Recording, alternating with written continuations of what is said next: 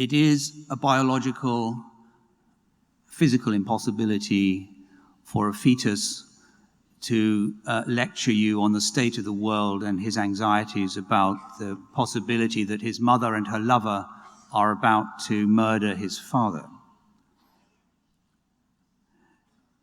Nevertheless, I still regard this as a novel in the tradition of the real, because once that initial given has been passed, everything else that I do in this novel is in the realm of a shared and, I think, plausible world. So I'm going to end by reading you just a couple of paragraphs from it and then have some conversation. So, here I am, upside down in a woman, arms patiently crossed, waiting and wondering who I'm in and what I'm in for.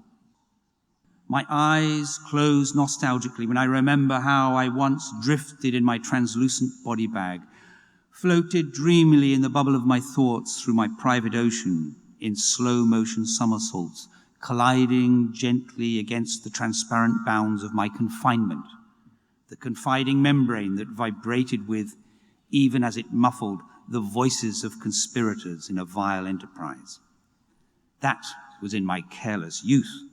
Now, fully inverted, not an inch of space to myself, knees crammed against belly, my thoughts as well as my head are fully engaged.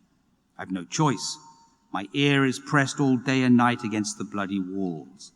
I listen, make mental notes, and I'm troubled. I'm hearing pillow talk of deadly intent, and I'm terrified by what awaits me, by what might draw me in. I like to share a glass of wine with my mother. You may never have experienced, or you will have forgotten, a good Burgundy, her favorite, or a good Sancerre, also her favorite, decanted through a healthy placenta. Even before the wine arrives, tonight, a Jean-Max Roger Sancerre, at the sound of a drawn cork, I feel it on my face like the caress of a summer breeze.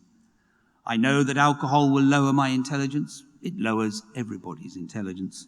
But oh, a joyous, blushful Pinot Noir or a gooseberry Sauvignon sets me turning and tumbling across my secret sea, reeling off the walls of my castle, the bouncy castle that is my home.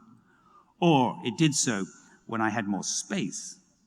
Now I take my pleasures sedately, and by the second glass my speculations bloom with that license whose name is poetry.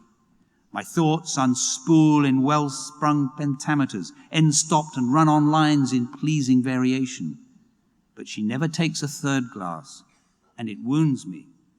I have to think of baby, I hear her say as she covers her glass with a priggish hand. And that's when I have it in mind to reach for my oily cord, as one might a velvet rope in a well-staffed country house, and pull sharply for service. What ho! Another round for us friends. Thank you.